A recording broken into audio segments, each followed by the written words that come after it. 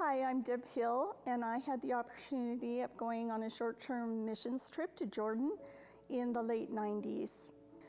Our church had a long-standing relationship with Judd Seminary, and as a result of that, I became aware of a family connected to the seminary whose baby son had spina bifida. So over several months, I arranged for him to have an appointment at Mayo Clinic in the United States to come for surgery, the surgery he really needed so he could walk. But they were unable to get a visa.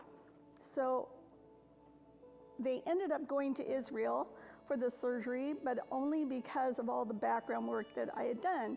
So part of the reason that God arranged for me to go to Jordan was to meet this family, which I did, which is also a life-changing experience to meet them.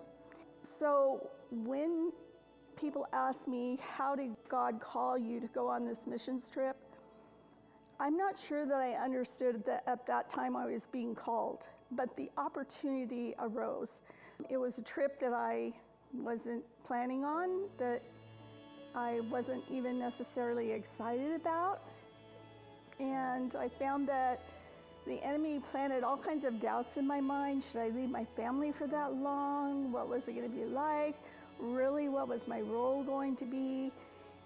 But I went, and God used me in various ways, but most importantly, they needed a teacher to teach the children English while the parents were getting taught by the rest of the team.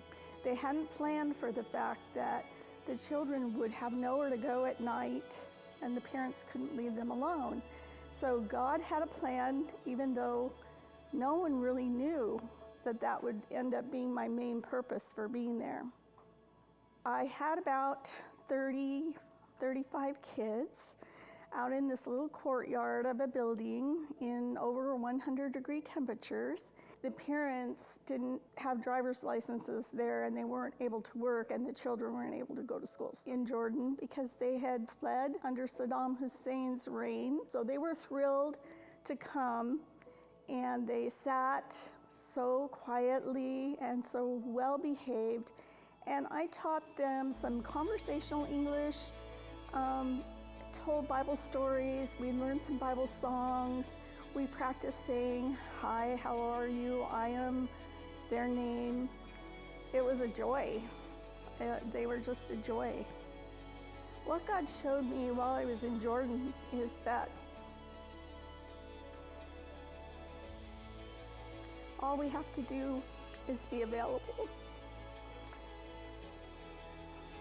to go.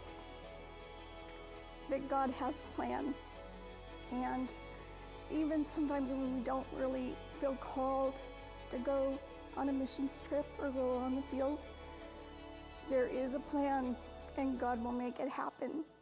And what I learned is that I could just trust Him more. But most of all, what I learned, even though I'd been working in missions for a while, was the impact that our church and other churches have when they go to other parts of the world. And whatever role it is, whether it's teaching English, whatever the role is, it has a huge ripple effect throughout the world, really, and in the lives of those people. Just the very fact that we love them and we showed that love in everything we did while we were there was huge. It was huge for them, and it was huge for us.